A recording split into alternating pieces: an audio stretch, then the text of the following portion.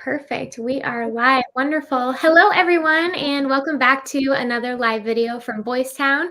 My name is Gabby, joined here today with two wonderful guests, and we are going to be discussing the topic of social skills, as well as several other things. You know, a lot of things go into social skills, whether it's making friends or communicating with parents, teachers. It's really a topic that I think all of us can benefit from hearing about, and for parents of all ages.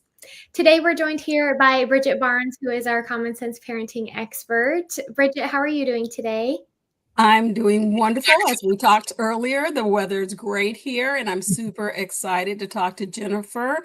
I've been with Boys Town for several decades and worked with, I don't know, thousands of kids and parents over the years, talking about social skills and how that can help kids, especially as we go back to school this fall. So I'm really excited to talk to Jennifer today about her new book and all the wonderful things she is helping parents learn through her efforts.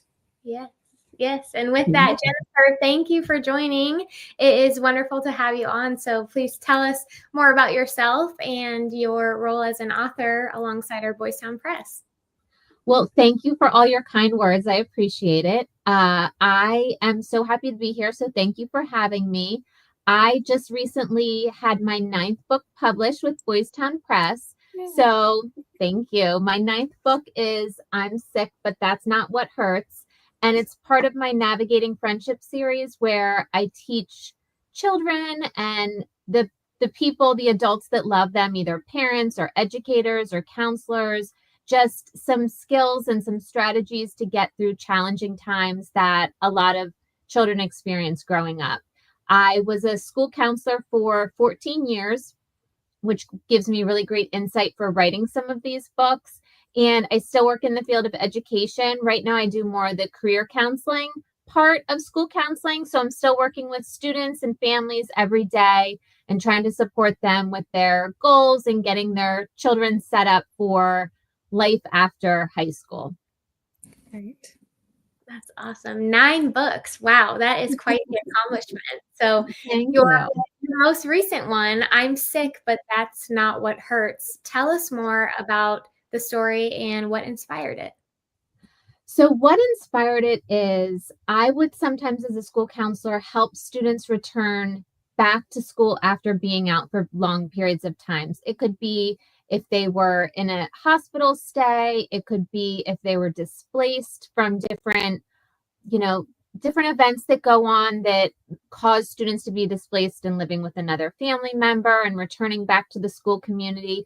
So when I saw students being diagnosed with a serious health concern that took them out of the school and had them focus on their health journey, but then they needed to return back to school, it really just inspired me as to how much these students go through, how much their families go through to try to get to a good place. And they still really care about their school community. They care about their friends. They care about missing their friends. So I wanted to write this book as a resource to families and students and also the educators that support them to help them know they're not alone in caring about this, that it's still really important to all of us, no matter what we go through, to have our friends and to have our support network, and then to teach the schools and the teachers and the counselors, how they can best support the student coming back. So that's what inspired it. Well, I was a mom of a child who had an illness and had to return back to school. And it was a very anxious time for my child and for myself as a parent. It was really important for me to establish some routines and structures for her and to praise and reinforce her for going along with the treatment that was involved and to find supports in the school. I think we did a lot of things, like we had a homeschool teacher who came to the home and kept my daughter up to speed with her class so that when she went back to school, she didn't feel overwhelmed by being further behind her classmates. And we created opportunities for communication between her classmates and herself so that when she she had FaceTime and they were talking to Yeah. her and sending notes and those kind of things. So she wouldn't be this new kid kind of in the classroom. And then we started out with half days that we didn't put on her into a full class and that kind of thing. So there are some, things that parents really have to think about and work closely with the school. So communication and setting those expectations are very important. Yes, I agree. I agree. And there's so many ways that the school can help. And the examples you gave are great because there's so many things that schools can do to help the child acclimate back into the school community and feel more supported and make it an easier process for them. So, Yeah. Yeah. So if a child has had an absence from school for any of the reasons we mentioned, whether it's, medical or any other reason we talked about, what are the first few steps that parents should take when reaching out to the school to figure out what are those resources and how can they help my child during this transition? so I would think the first step would be to contact either the school nurse or the school counselor, whoever you've been working with, to share information about what your child has been going through and talk through some of the options available at school. So in the book, I had the school counselor go into the classroom and meet with the students and talk about this child's diagnosis, some of the physical changes that resulted from the diagnosis to prepare the students for the child's return. But that's something as a parent that you want to think about. What do you feel comfortable the school knowing? So if you're talking with the school nurse or the school counselor, you can share all of the information, all the information that you feel comfortable, and then you can say what information you specifically feel comfortable with the whole group of teachers or everyone knowing. So you can talk through that with the school nurse or the school counselor. So I think they're a really great resource too, because they can say, oh, it would help the teachers to know this, or, that's private. They don't need to know that. So they can kind of help you as a parent because they've had experience with other students who've had to come back and encounter similar situations. So I would look to the school to offer some guidance on this. I'm definitely with Jennifer on that. My experience with working with the school nurse and counselor was that keeping in mind that the teacher's there for the entire classroom and not just my child as well. And so we got her an educational mentor, someone in the classroom that I trusted and they trusted to be there that she could go to hold hands or whatever the case may be. When she just needed some one-on-one and if I was not there to provide that. And as a parent, that was really helpful to me to know that there was somebody there that she could go to and I think helpful to the teacher that she wasn't worried every moment that my daughter was in the classroom and she could pay attention to the entire class as well as meet my daughter's needs. So Yeah, that's great. The mentor is great too, because then it's one person that a child can go to ask questions and just is open and there for them. When I had a really young student, I think they were in third grade, return back, we had a system where, and this was a situation where the student had to be out because of a death of a parent, which I think is also hard for the kids to know how to support that child. They had a little box on their desk, and when the box was closed, that meant they didn't want to talk about it and didn't want extra hugs or reinforcement or encouragement. And when the box was open, then that meant like they needed a little bit more love and help and support, and maybe they just were feeling down. So it was another way for the student to signal what they needed to the class so that the kids, because I feel like even as adults, it's hard to know what people need and hard to support them, and you want to do your best and support them. But it's good when the school can work with parents and children to help them have those signals, like either a student mentor or any kind of way to let the kids know how to support their friend who's been going through something hard. Definitely. And at the beginning, you mentioned some kids may face anxiety when going back after a break. So that is a really good concrete example of, no one's second guessing of whether it's a teacher or peers, what should I do with this classmate or friend of mine when there is a clear indicator? So that's Mm. one great example. I'm thinking too, how can we help prepare our child when, let's say, they come back after a break and they're at recess and some kids are asking, why were you missing school or why were you gone? And maybe it's a situation where they're not comfortable talking about the details. How can we prepare kids for that? Well, I think the best way to prepare your child is to talk openly about that the students are gonna or the other kids are gonna feel curious about it, that it's not mean-spirited, but they're just curious and they want to help. And no one ever says things perfectly all the time. Even as an adult, sometimes we don't say things the perfect way. So just to have the grace with the other students, and then to also role play some common questions that they might get so that they can share, with the role play with their parents, saying something like, I'm not really comfortable talking about it right now, or whatever their personality, whatever feels right to them. And then their parent can give them feedback and say, oh, that was a little too harsh. Like, maybe let's try it again, because maybe they won't have something in their head that they're ready to say perfectly the first time they role play. So it might take some practice with the parent to or guardian to say, okay, this is how you could say it a little bit better that you won't hurt someone's feelings, when they were just trying to reach out and show they care and be supportive, but they also want to honor their needs too. They don't need to talk about it all the time if that's just going to hurt them, and they just need some quiet time and just want to feel like, just a kid with everyone else in that situation. Yeah, I agree that, teaching kids how to kind of look at themselves in a positive way so that others see them that way when they're not feeling well. My daughter had to wear a patch over her eye. And of course, everybody's going to ask you about this patch, Right. right? And so we use humor, like, I get to be a pirate whenever I want. And, kind of like in Jennifer's book, when she writes, am I a weird?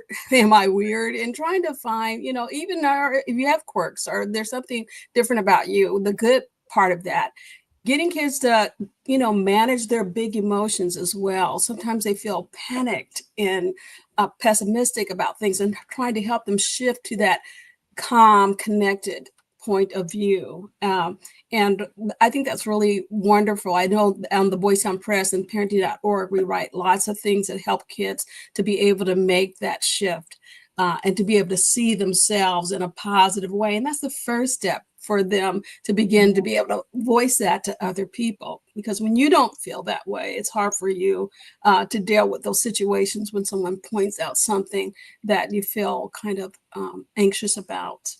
Mm-hmm. I love that example too, because some kids are comfortable using humor, and why not use it in that situation? Some kids might not be, but I really love that example because it speaks to that kids are so different, and you just have to work with them to find out what works for them and what feels authentic to them, and how to handle some of these questions that are hard and create anxiety. Yeah, I think I really had to watch my anxiety. I think a lot of times the parents' anxiety about putting this child back in the classroom around other kids, that she could feel that in me. I really believe that was kind of, I really had to check myself so I wouldn't wreck myself in that situation and help her. So getting support for yourself as a parent also. We do focus a lot on this child who has an illness, but we also have to look at our well-being, that we're in a good place and having some place to talk to, whether it's the Boys Town hotline or where's your therapist, or whether it's the school mentor, whoever you're talking to kind of help you through that process as well. That's really good advice too, because as parents, we feel it. We want our kids to be happy, especially if they're, we've just been through something with them that's been very stressful and we've been worried about them. Now we're even more worried about them. So it's like, it's hard as a parent to take the step back and take care of yourself, but that's really important too. Right. That's a great point. Yeah. Yeah. And I like a lot what you said of, especially when we're teaching social skills, when we're prepping a child to go back to school, whether it's the beginning of school or a break, like we discussed, being authentic to ourselves and kind of building that confidence to, okay, I can go back to school and I can, chat with my friends at recess and make this a good experience for myself. So, when doing that, sometimes when we're thinking of being authentic, it can kind of lean into a bit of a comparison game. So, when kids compare themselves when going back to school, sometimes it's social, sometimes it's academic. How can parents help them stay confident in who they are? I feel like I would tell a child that confidence is something that you build in yourself, situation by situation, positive choice, authentic choice one at a time that helps to give you confidence in who you are and that you're taking care of yourself and you're having good boundaries and you're knowing your value and worth. And I feel like it's normal to compare yourself, but just know as a child, I would tell a child that it's normal to feel a little bit nervous going back into this environment and even a little bit jealous of all the experiences that the kids got to have without you. It's normal to be, if they talk about a field trip or they talk about something silly that happened last year, it's normal to feel like, oh, like you're not really included in that. So I would just be very honest with a child about that. Yeah, I agree. Honesty is the best policy. I do ask parents to kind of turn down the negative noise that kids are kind of inundated with, especially online, and feeling left out, that kind of thing, and maybe focusing a little bit more on themselves at this time. I know that Jennifer wrote a wonderful little book, Why is Drama Always Following Me? And sometimes you have to look at your own behavior. If you are, your friends are having a good time and they put that on the internet or whatever, be happy for them and be okay with that. And assess your own flaws. Are you putting people down when they share their ideals or their experiences? I definitely think it's important that we praise and encourage children and to value their own uniqueness, their own self-worth, and their sense of belonging. I had a young man who was in my home here at Boys Town, and he was going to go home and go to a new school. He was so afraid. He was so anxious, and his was a big guy. He was like 6 feet, but he was really just shaking in his boots about, what he was going to experience. And we talked it over with his mom and talked about his fears and how he could practice using self-affirmation statements for her to pump up the praise and for him to be okay when things were not okay, and to take a step back and get a hold of his emotions and ask for help. And I think those kind of things help kids get through some of the big emotions that they might experience at school or at home or anywhere. Yeah, I love those points. And like you mentioned, my other book, Am I Weird? It's like, don't expect yourself to click with every single kid and don't expect yourself to be invited to every single thing. It's impossible for any person to click with every single kid or to be invited to every single event. So give yourself that grace, know that, you're your own person and it's okay to find your group of people you feel comfortable with. And it doesn't have to be everyone. That's great advice. So how can parents support children in setting boundaries with peers, especially if they feel pressure to fit in, maybe after they've been gone for a while? So I think the boundaries are important to talk about with your child and, be open to your child sharing things with them. And of course, give them advice as situations happen and just talk about the healthy boundaries of any friendship. You don't want your child coming back and just being so, I want to say desperate, but there's probably a better word for it, but just so desperate to feel a part of everything that they're letting themselves be treated badly. You want to make sure that you're explaining about positive boundaries and how important it is to have healthy friendships, because if they have these unhealthy friendships, that's going to bring a lot of negativity to their life and a lot of stress and a lot of undue worry and things like that, as opposed to if they take the time and have healthy boundaries and share what hurts their feelings if situations like that come up, then they'll have friendships that feel good to them and feel more comfortable. Yeah, I think, being an active listener as a parent is important, not always trying to jump in and solve the problem for your child, and just talking to them, providing that safe space for them to talk about the difference between positive and negative peer pressure and their own unique boundaries. What are those things? And we don't sometimes spend the time talking about what those things are, and not trying to, as I said before, add to their own anxieties with your emotions, but creating that safe space for them just to talk to you and to build the confidence when they are in situations that are kind of pressure by other kids. So I think when parents are alert to their kids, that a boundary's been broken here. My kid is acting out in a different way than he has before, and taking the time to really talk to them and allowing them to talk to you, to listen more than you talk. Yes. And Jennifer, when you were talking about, making sure that our kids are cultivating friendships where they are valued and are feeling like, okay, my friend is treating me well. Mhm. What do we do if, maybe they come home from school after an extended break or just back to school in general and say, Sally on the playground wasn't too nice to me today, or I felt kind of kicked down a little bit emotionally by Joey. How do we handle those situations? So, like you were saying earlier, I feel like you definitely give your child a voice. You don't kind of talk at them and say, "Oh, I'm sure it was fine."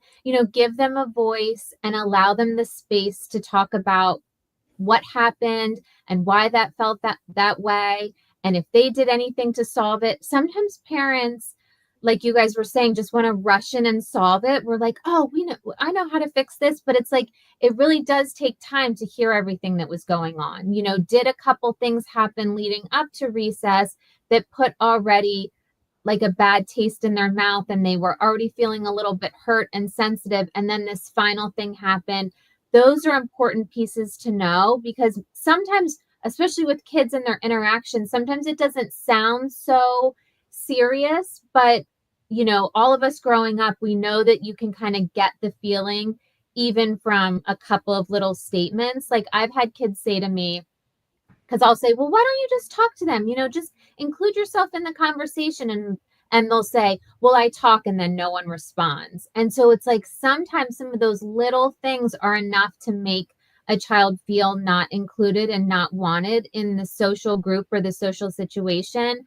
So I think just taking the time and really letting them share what happened and why they were feeling that way, and like the interactions leading up to it and what they did.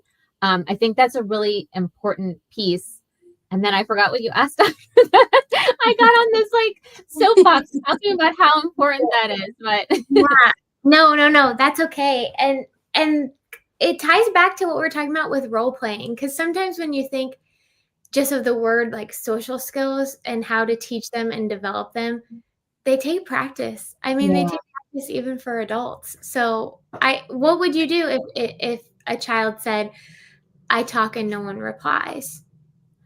I I think mean, I would go ahead. go ahead.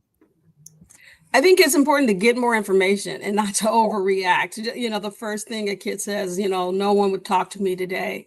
Okay, Yeah. well, tell me more about that, using some open-ended questions, some closed-ended questions. So specifically, what did you do when that happened? And then what could you do? Some follow-up questions. What could you do tomorrow to make that different? I tell kids all the time, it's okay to be a good listener in a conversation.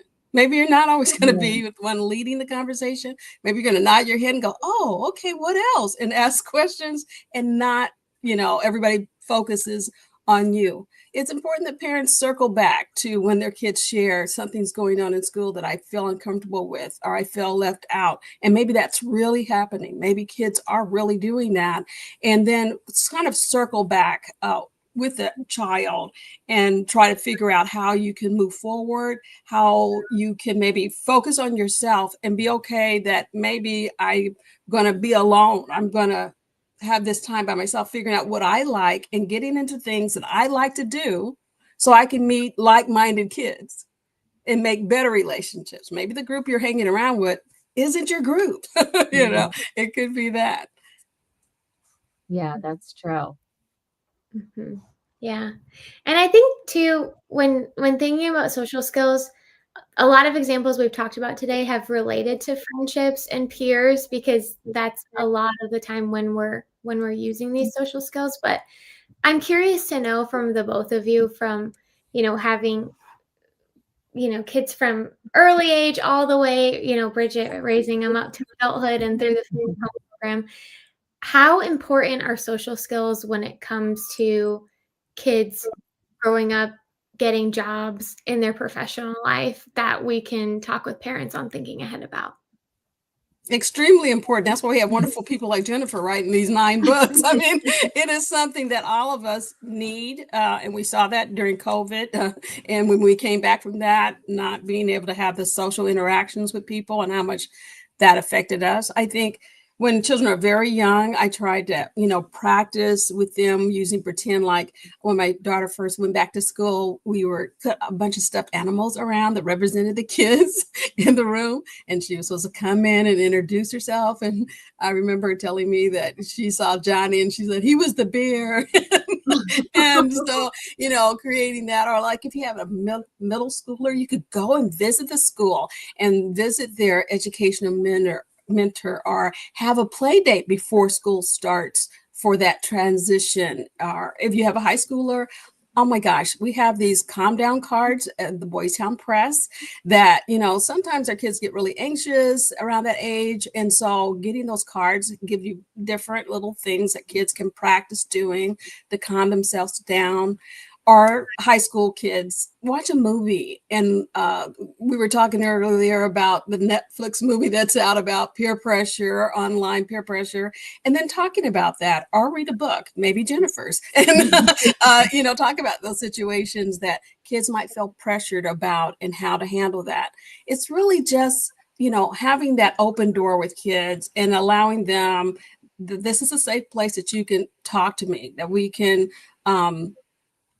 say what's on our minds without feeling judged in any way, shape, or form. And parents saying it when you don't have all the answers. I don't have the answers to this, but we can definitely work together to find those answers for you. Yes. And when children tell stories about their interactions too, like letting them see, as we were talking about before, how they could be interpreted, like they probably are just saying things and they don't know that that might be hurtful to another child or hurtful to an adult. Even sometimes students say things to their teachers or their counselors and they just think they're just being a kid and it doesn't have any consequences. But that relates to the work world too. It's like how you treat people is just kind of a pattern. So they want to learn how to treat people with respect, regardless of if they're, one of the closest people they have in the school or someone maybe they don't get along with.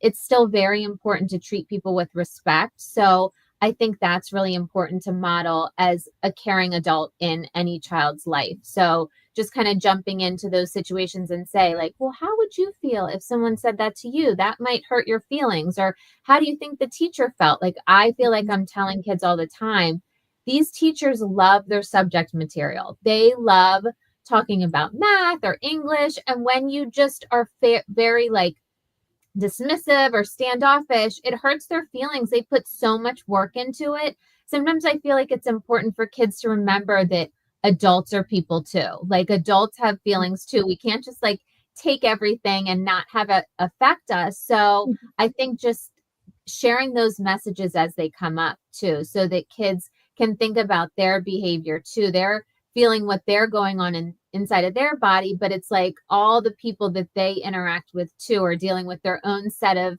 issues and maybe have sensitive days or days that they're feeling tired. So just being sensitive to everyone and respectful to everyone. And I feel like social skills are taught little by little as the situations come up rather than one big situation. So anytime you can see an opportunity to interject the situation from another person's perspective, I think that's very helpful to kids because they don't always see that. They don't always take themselves out of the situation and see how the other person could have been feeling.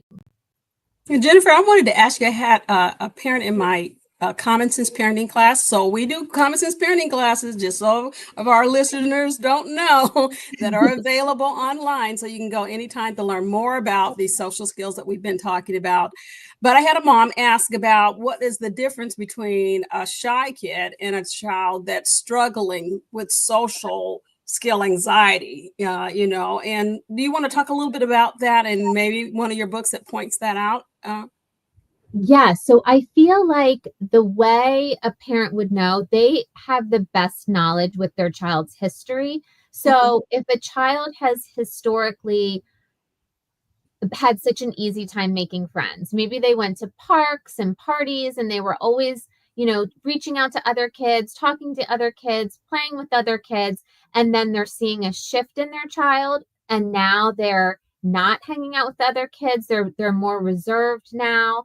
That would point me in the direction as a parent to think that maybe my child is struggling socially versus someone who's shy.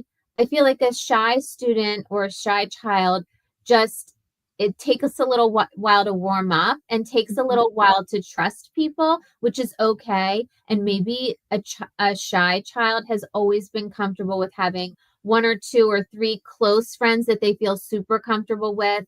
They're normally in conversations where they're not, the center of attention. They're totally fine not being the center of attention. They'll let other people do that. So I think it depends on what your child's history is. Exactly. And changes. And then asking your child, like I would say, oh, I picked you up from soccer and I saw all the other kids were talking together. Why weren't you talking together? So do they feel left out? Did they feel like they didn't know how to approach the kids? So if there's something specific you're seeing as a parent that's concerning you, I would ask the child, and also be ready to support the child if there are friends they want to connect with. Maybe they always have fun with this certain friend, but they only just talk to them a little bit during class. Maybe support your child in setting up a play date or having an activity they can go to together so that the friendship can grow. So again, it's like having these conversations with your children and making sure that you're available to them and you're taking their lead, but also offering a lot of guidance to them on how you can support them and how you can, think of ideas, like creative ideas, to create more friendships for your children if they are struggling socially. Yeah, I think we get the pressure from the outside world that kids have to make lots of friends. How many followers do you have? This kind of attitude. And I definitely was that shy kid. I was totally okay with my book in the corner while everyone's up here playing. And my mom and dad never pressured me like I needed to go and play with all the kids or whatever. I was totally great with watching them play and happy about the whole scene and not feeling the pressure like I had to be the belle of the ball. And so I think that was helpful because later on in life, I was very, outgoing and, on every team and doing things. But I think having that balance as a parent of kind of knowing your kid and when to offer opportunities and when to allow them to be who they are. Yes, I agree. Taking the lead from your child instead of putting your expectations on them, because your child may be very different than you were growing up too. So I love it. Love it. Well said. Well, Jennifer, if our viewers watching want to read any one of your 9 books or maybe your newest book, where can they get in contact with you or purchase?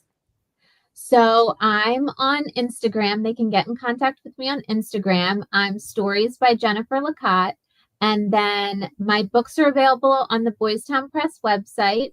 They're available on Amazon and they're available at Barnes & Noble. So they can just Google my name and see any of my books. I have a website that talks about all the different books and the teacher and counselor activity guides. So they can always reach out to me with any questions they have about a book too. Yes, and we'll make sure to have everything linked in the comments so you don't have to go searching and you'll be able to find it. And then Bridget, you briefly mentioned Common Sense Parenting classes. We can sign up on parenting.org, and what can parents expect when they sign up?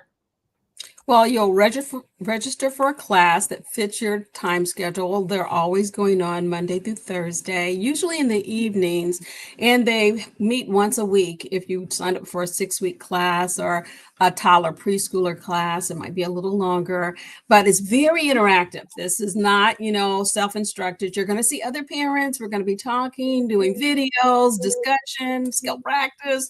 There's going to be a lot of things, and we actually give you other little things like this little thing here. I think this is totally cool. Can you see that thing? So, it's showing the child's feeling. So I might say, show me how you feel today. And you point to it. And then I'm going to pick a social skill that's going to help you. So you get actual things to do with your child, to apply the things that we learn in the class. So I hope parents take the opportunity to invest in their parenting skills and their children's future by joining the Boys Town Common Sense parenting classes online. That sounds great. That's like resources we had in schools available to parents. So that's really great for them. Yeah. Awesome. Well, thank you both so much for your time today. And thank you everyone for watching. Make sure you like this video and please share it with a parent that you might think will find it helpful, which when thinking about social skills is probably most parents. Thank you both so much. All right. Thank you guys. Bye. Thank you.